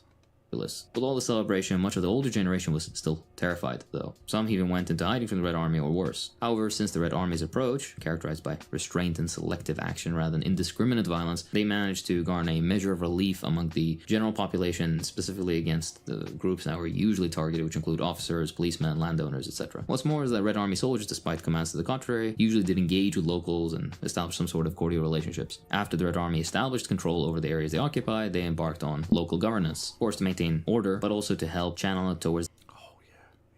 No, they were all about like garbage collection and street lighting. It was just civic governance. It was fine. The provisioning of the Red Army, arresting reactionary societal figures. Just the reactionary societal figures, not just anyone who said anything vaguely bad about the occupation or how Poland should be independent. None of that. Okay. Preparing the elections that were upcoming. For the next 20 months, the region that the Soviets occupied experienced a heavy dose of electoral politics. There were 3 different elections, 2 of which were within the first 6 months of the occupation. The United States didn't bother to do that with half the places they occupy, and their explicit goal is apparently democracy. Anyways. Motherfucker, you can't say fucking manifest destiny when literally the Soviet Union took over places like Estonia and Latvia and Eastern Poland and just took that shit for themselves.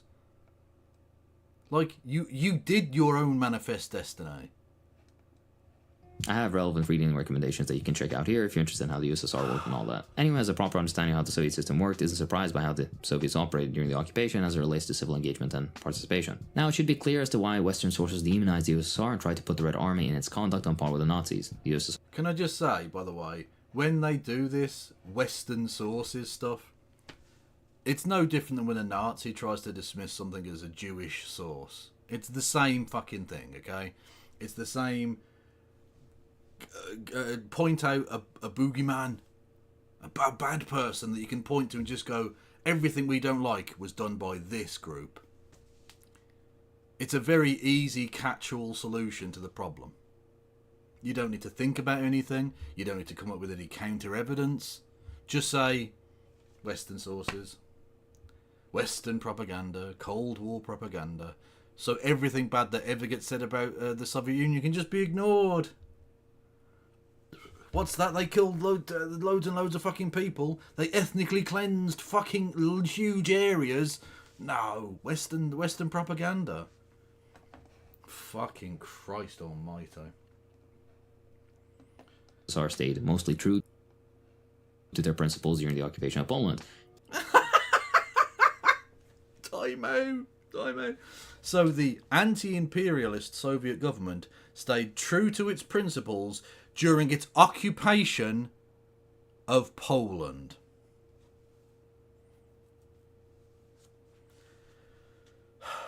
I'll repeat that again. The supposedly anti-imperialist government, which had taken over Eastern Poland because of a deal it had done with imperialist Nazi Germany, stayed true to its principles. I mean, just it's up there with the worst, isn't it? It's honestly, this is up there with the worst history videos out there. This is ball-achingly stupid. It should also be clear just how nonsensical the claim about the Soviets and Nazis conspiring to partition Poland is. Rather, the Soviet occupation of Poland could be seen as the Soviets' attempts to save as much of the Polish population from the violence of the Wehrmacht. Unsurprisingly, there are several reasons, and not all of which were altruistic. Despite that, the Red Army and the Soviets were generally preferred to that of the Wehrmacht and the Nazis, except for a select segment of anti-Semitic Polish people and Ukrainians of Poland who preferred the Nazis Oh, so Ukrainians are bad as well now, okay. because Judeo-Bolsheviks and all that. Regardless, Again, they were really warmly... we've been through this, how the Soviet government were incredibly anti-Semitic as well. But I mean, everyone in Europe, not everyone in Europe, every country in Europe had anti-Semitism rife at the time. That's not to excuse it, I'm just explaining it. That's just a thing that fucking happened. So to point out, like, oh, the Ukrainians are uniquely bad, which, by the way, he's putting in there because, you know, amongst the tankoids right now, Ukraine is like the Nazi paradise thing. It's the horrific, like, it's the boogeyman. Everything I don't like is Ukrainian right now. Everything I don't like is Azov Battalion. by the population, and even though not all were locally organized by enthusiastic supporters, the conduct of the local populace seems to indicate that most people saw them at a minimum as the lesser of two evils. Doesn't make everything they did right, but historical nuance is a interesting and fun thing to discuss. I look forward to random 14-year-olds complaining in the comments because I didn't say Stalin ate Polish babies. And a final addendum, this one will just be a bit rambly. For the love of God, please don't misunderstand me. The Soviets made many mistakes in this. It would have been better that there be no pact. It would be better for them to have not occupied Poland, but if you... So after all that, you come out and be like, yeah, it would have been better if they didn't do a pact and didn't do an imperialism by taking over Eastern Poland. You fucking clown. Jesus Christ. So what was the point of this fucking video? Honestly, what was the point? It's so stupid. Fucking Christ. Were in the particular place and the particular industrialization level, facing the same kind of danger. I don't know if you would have made better decisions particularly, especially when there was good... I would have said, no, we're not doing a fucking deal with Hitler. I would have said that, yeah, actually. And you know who also did? Loads and loads of Soviet citizens who were disgusted by this. Absolutely fucking disgusted.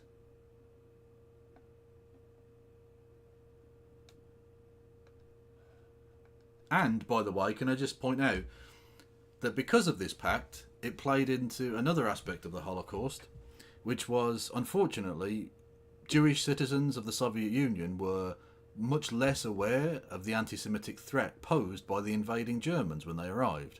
Because during the years of the Molotov-Ribbentrop Pact, and indeed in the time leading up to it, because they wanted to foster good relations in order to sign the agreement, no anti-German propaganda was allowed. You weren't allowed to say bad things about the Germans in the Soviet press. So the anti-Semitic pogroms that were going on in the German-occupied territories in Central Europe were not mentioned. So, when the Germans then occupied, let's say, Kiev, and they decided to round up all of the Jewish occupants of that city and take them to a place called Babyn Yar and slaughter them, the Jewish people turned up thinking they were just going to be relocated, because that's what the Germans had told them. They killed about 100,000 people there.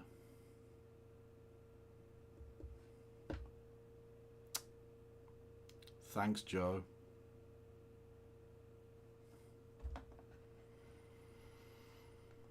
Goodwill shown in the form of collective security with France and Britain, which would have prevented all this nonsense to begin with, or at least greatly affected it. That's all for this time. If you enjoy what I do, then please consider supporting me on Patreon. No, go fuck yourself. Honestly, go fuck yourself. Okay, let's take a look at the comments, shall we? Because I'm sure they'll be absolutely delightful. Libs love talking about this as if the UK didn't hand Czechoslovakia to the Nazis. Yeah, we talked about this. We literally did talk about this. People who say Hitler-Stalin pact are the kind of people that claim Vietnam was a defensive war. What, you think everyone who opposes you is a neocon? Is that literally your belief? Whole of Europe had a non-aggression pact with Hitler, not to mention allowing him to annex several regions and then Czechoslovakia with the help of Poland. As a Finn, it is very annoying to see Finnish people point to this pact as a way to equate Soviets with Nazis, when we literally enthusiastically worked with let the Nazi troops into our country to fight against the Soviets. Really good and unbiased historical analysis by them there. I had a history teacher that straight up refused to say Molotov-Ribbentrop Pact. Okay. As a Lithuanian, I was taught that the pact is why Lithuania got occupied by the USSR. The USSR saying the countries willingly joined the Union and the pact being hidden from the Soviet public, and also important for Lithuania's historical narrative. I'm not entirely sure what he's saying there, but that is why Lithuania was part of the Soviet Union. Yeah. It was one of the reasons this Baltic nations used as their reason to leave the Soviet Union towards the end of the Soviet Union's existence. Can we talk about appeasement narrative and how it's weird as fuck and fits with the common Western imperialist idea of West does good things, it just goes badly?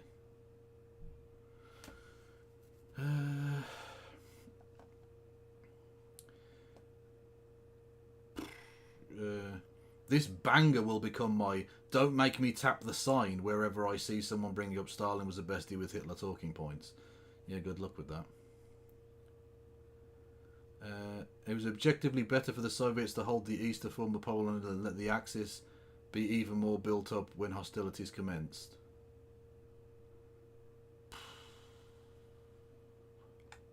Yeah, so it's just tankies being tankoid, basically. Imperialism's good when we do it, is literally their position, and they are fucking scumbags. Anyway, if you enjoy my work, and why would you not enjoy my work, you can hit the follow button. You can subscribe with Amazon Prime. You can gift subs to the community. You can do bits messages. 200 bits or more will get you a text-to-speech. You can do super chats as well. $2 or more, that gets you a text-to-speech. If you're on YouTube, you can become a member for as little as 99p and or gift subs to the community. You can also do super chats. But I will have to read those because I still don't know how to link up the thing. I don't know. Anyway. Right, Soviet Storm, motherfuckers. Episode 7, Battle of Stalingrad. Oh, hang on. 255. Clem H. Fandango wants something. I genuinely don't know which way Metatron will go with this one. Did Rome fall because of the gays? Yeah, we'll take a look at that another time, 255, thank you. Anyway, Battle of Stalingrad. Absolutely fucking mental shit. Let's go!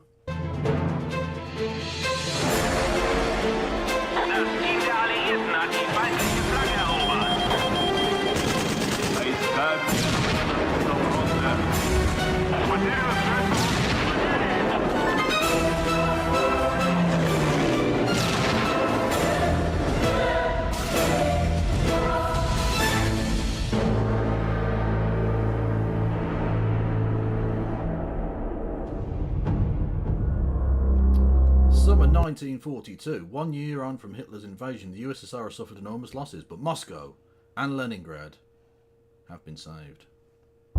Actually, Leningrad hadn't quite been saved yet. The siege would carry on into 1943. Just saying.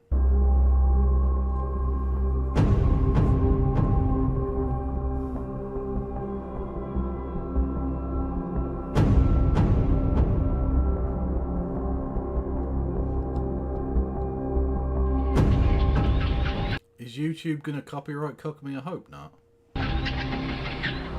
I am doing fair use. Early on the morning of the 19th of June 1942, an unarmed German liaison plane glided to Earth near Red Army positions. There was no trail of smoke or... Oh, hello No Justice people on YouTube. Hello No Justices. Everyone go and follow No Justice MTG. You know me, you know who I am.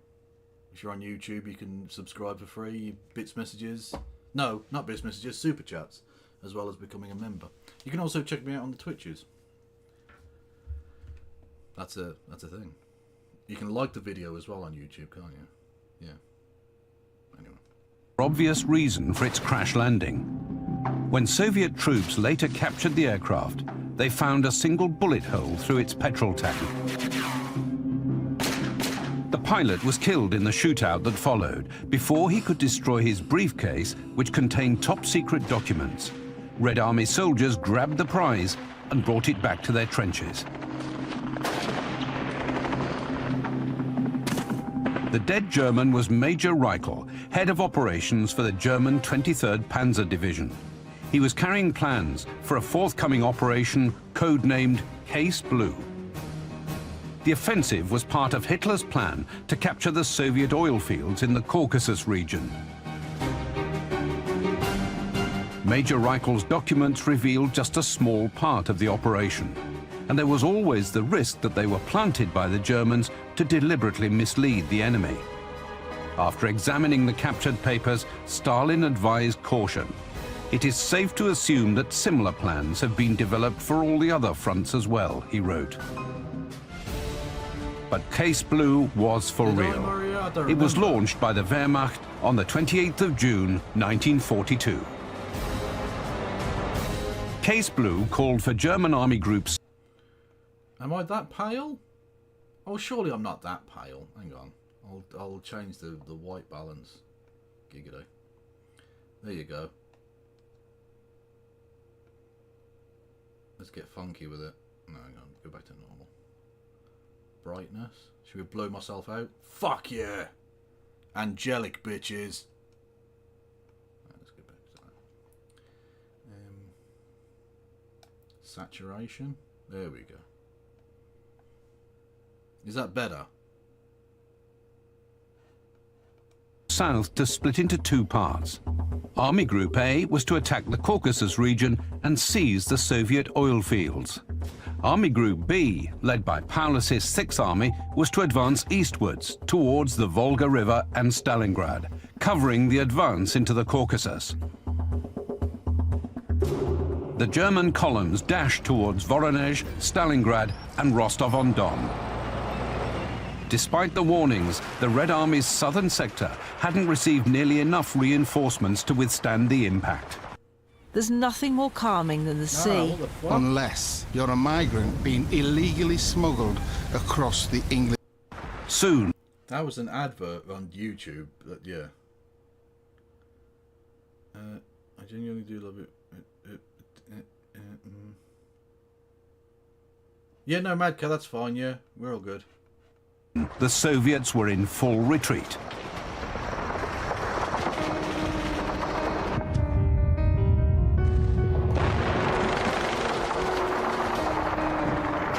During a meeting of the Stavka, the Soviet High Command, Stalin turned to Front Commander Timoshenko and demanded, "Why does the Front Command not know where its troops are?" As far as I recall, there were 14 divisions in those armies. That's over 100,000 soldiers. Timoshenko was removed from command within days. Vasily Gordov became the new front commander. But a new commander was not enough to salvage the situation. The army's retreat continued as one population center after another fell to the Nazis. Soviet soldiers surrendered in growing numbers. Many of them went across to the enemy, becoming the so-called Hiwi. The term Hiwi... To be fair, Hiwi, which stands for Hilfsfreiwilliger, is basically an impressed worker.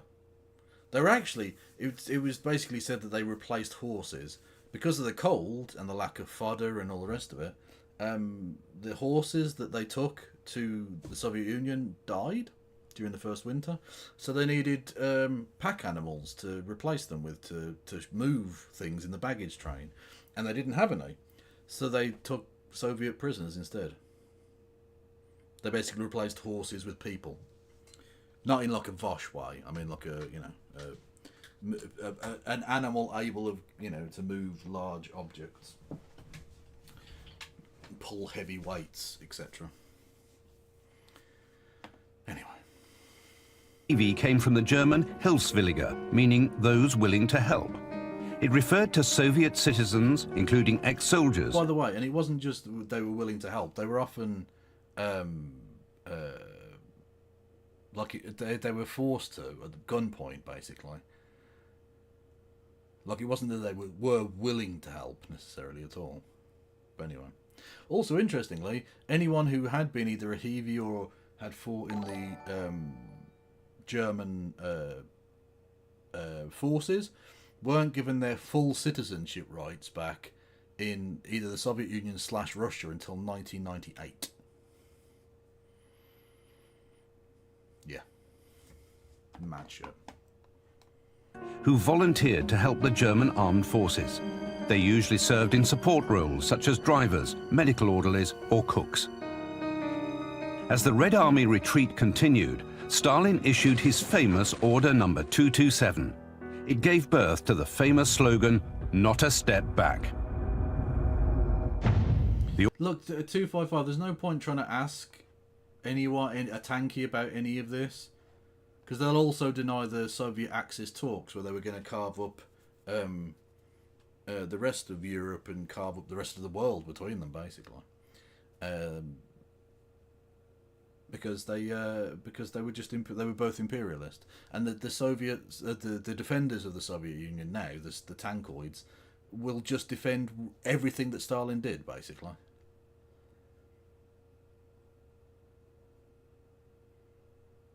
Yeah. They were taxed against their will. No, they weren't taxed against their will, creepy. They were forced to work against their will.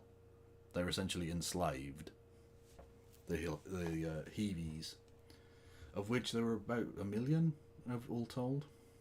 The order read, "All talk about us having plenty of room in which to retreat endlessly, about our territory being vast, our country being large and rich, our population numerous, and there always being bread in abundance. All this talk must be eliminated. Eliminate. We will not tolerate any commander or commissar who allows their unit to leave its positions without authorization. Panic mongers and cowards must be exterminated on the spot." So-called blocking detachments were created. These units... Yeah, this was wild. So, and this happened, by the way, on the German side as well. They would have guns set up behind them, so that anyone who tried to retreat would be killed. So basically you were forced to have to go forward, because you were dead if you went back. Your only chance of survival was to run into the guns pointed directly at you. Yeah. Just, it butchery is what it was. Had orders to fire on their own men if they tried to retreat. Many approved of the order. "It should have been issued earlier," one Red Army soldier wrote. "If it had, we wouldn't have given up our winter positions." You would have done. There was no way you couldn't have done. The encirclement around, was it Kiev or Kharkov? Or Kharkiv as it's now known. I can't remember, but anyway, yeah, it was something ridiculous, like 200,000 Soviet prisoners were captured because they didn't retreat. Not retreating is not actually always a very good thing to do. Sometimes a tactical retreat to a more defensible position gives you a chance to fight, whereas if you just get encircled and cut off, which kept happening because Stalin was a belligerent twat who always decided to allow a retreat far too late. And actually that was one of the reasons that was given by Khrushchev in his denouncement of Stalin, because he was one of the military, what do they call it? Commissars, one of the military officers, one of the political officers with the southern armies there, and actually would become commissar at Stalingrad as well, famously. Which is how he became famous in the Soviet Union. One of his things was that he basically betrayed those people at the encirclement of Kiev to their fate, most of whom would never return to the Soviet Union. They would die in German captivity. And he laid their deaths at Stalin's door, and that's partly true.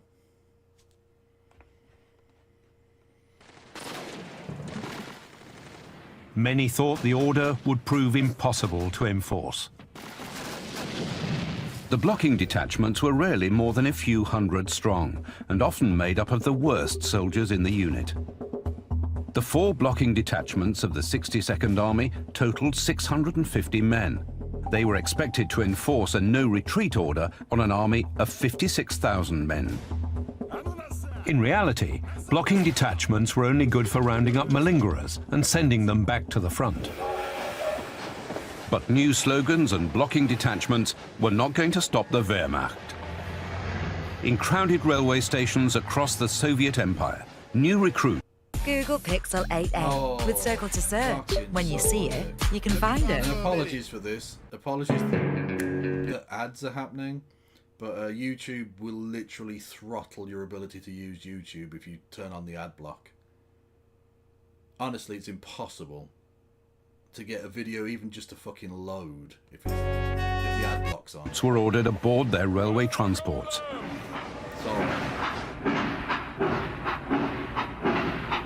From all corners of the land, troop trains rolled towards the River Don.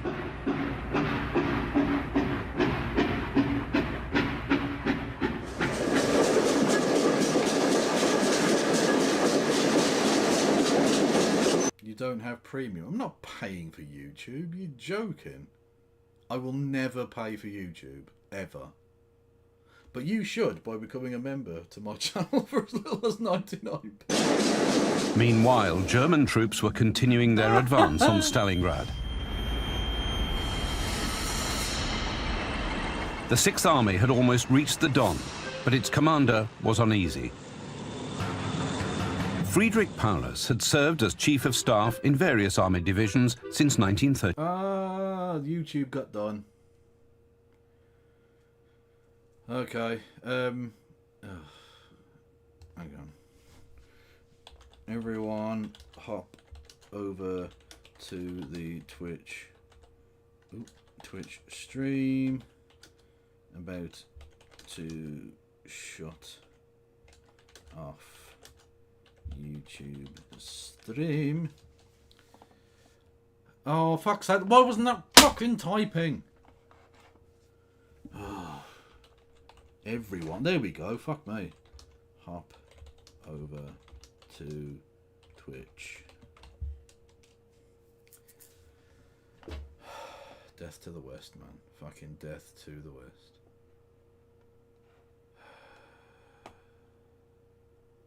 Get yourself an ad blocker, mate. Suck my dick, mate. I don't know why I was being rude there. It's actually just a good piece of advice. I do have an ad blocker. I genuinely do. Look, there it is up in the corner. But yeah, it's not good. Okay.